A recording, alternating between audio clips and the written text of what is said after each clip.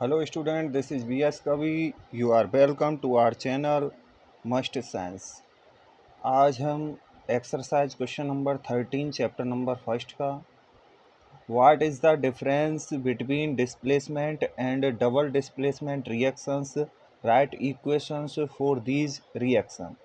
मतलब हमें आज डिस्प्लेसमेंट और डबल डिस्प्लेसमेंट रिएक्शन में क्या डिफरेंस होते हैं वो बताने और उसका एग्जाम्पल भी हमें लिखना है। डिस्प्लेसमेंट रिएक्शन क्या होती है?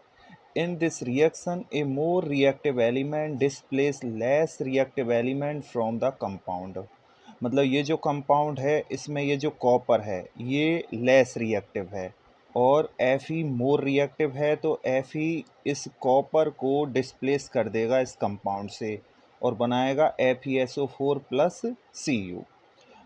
अदरवाइज डबल डिस्प्लेसमेंट रिएक्शन में क्या होता है? In this reaction two compound react, दो कंपाउंड इसमें रिएक्ट करते हैं।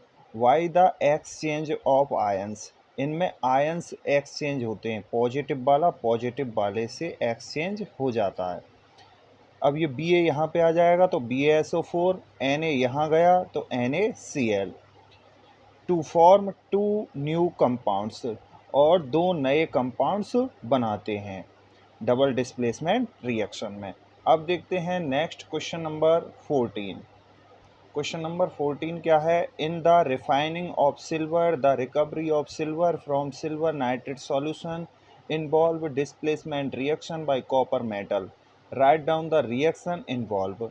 मतलब हम जो सिल्वर नाइट्रेट होता है उस सॉल्यूशन से हम सिल्वर को अलग कैसे करते हैं कॉपर मेटल से रिएक्ट कराने के बाद में।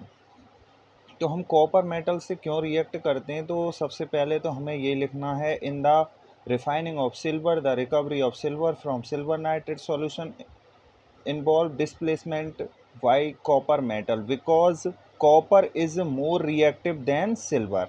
मतलब ये जो कॉपर है ये सिल्वर से ज़्यादा रिएक्टिव है, तो कॉपर इस कंपाउंड में से इस सिल्वर को डिस्प्लेस कर देगा तो खुद बनाएगा कॉपर नाइट्रेट और सिल्वर हो जाएगा अलग। इस तरह हम सिल्वर को रिफाइनिंग से प्राप्त कर लेते हैं। अब देखते हैं क्वेश्चन नंबर 15 है what do you mean by a precipitation reaction, explain by giving example.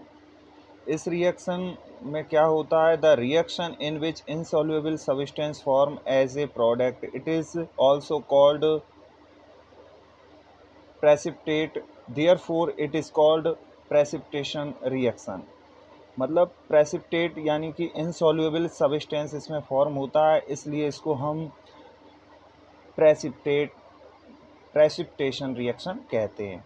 Na2SO4 plus BaCl2 is equal to BaSO4, ये सॉलिड यानी कि इनसॉल्युबल बनता है। इसको हम राइट डाउन करते हैं एरो से, मतलब डाउनवर्ड एरो लगा देते हैं इस पर, ये सेटल डाउन हो जाता है, इसलिए इसको हम प्रेसिपिटेशन रिएक्शन कहते हैं।